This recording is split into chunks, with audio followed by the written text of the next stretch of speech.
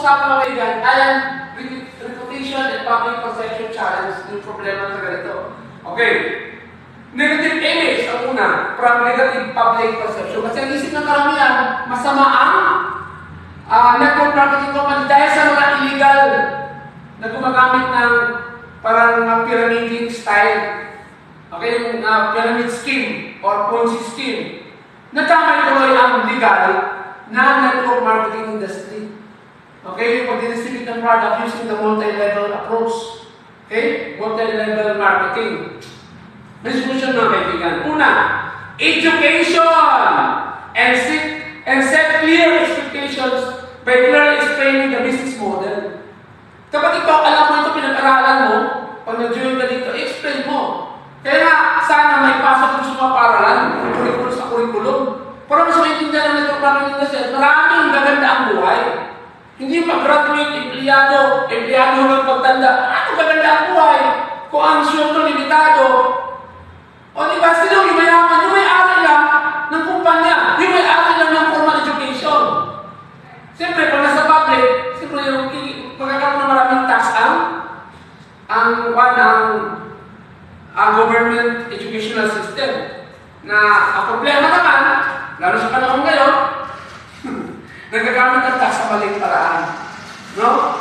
At ang yung mayaman, siyempre, mga contractors. Hindi naman, siyempre yung nagbigay ng connection doon sa contractor na nag-approve na hindi naman nakakatulong sa bayan natin, which is very bad.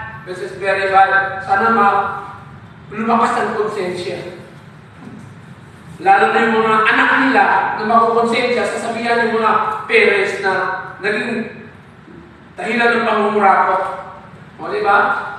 Kasi kinararangan ng mga anak ang mga buting magulang. Hindi lang sila nakabigay ng pera na marami sa pangumurakot. Dahil ginagawa nila yung tama para sa bayan. O, kinararangan nila mga marangal ng mga anak. Pero kung ang mga anak, tulad din sa ganun, wala tayong magagawa. Okay? Kaya mag-produce na tayo ng mga milyonaryo na mabubuting tao para makatora ang mga may pera na masasama na iniisip sa lang nila. Okay? So, yun ang mission mo actually. Kaya ako tumutulong dito. Makaproduce tayo ng maraming milyonaryo. Kasi sa network marketing industry, pag meron tayong system ng tools, pwedeng dumami ang mga milyonaryo pero mabubuting tao. Bakit? Kasi tinuturuan mo sa sarili dito ma-develop. Meron tayong personal development dito. Babaguhin mo talaga ang pag-iisip mo. Okay? Babaguhin mo talaga sa sarili mo para makatulong sa iba. Pag hindi ka mabago, ganun ka pa rin. Okay? Ganun na yung pan dito. Ang pan dito sa network marketing, sila hindi naintindihan ng karamihan. Kaya binibigay natin ang solusyon. Educate the public. Then be a positive and good example. At yun ang ginagawa natin. Nag-create tayo ng good example. Kailangan makita sa ating improvement. Okay, na nagsisimula sa mindset natin. Then avoid arguing with negativity. Pag may ayaw ka, nagsalita ka sa tao, ayaw niya magaling, kailangan mo na. Sarili niya yung isip. Ayaw niya gumanda ang buhay niya, sige, okay lang. Okay?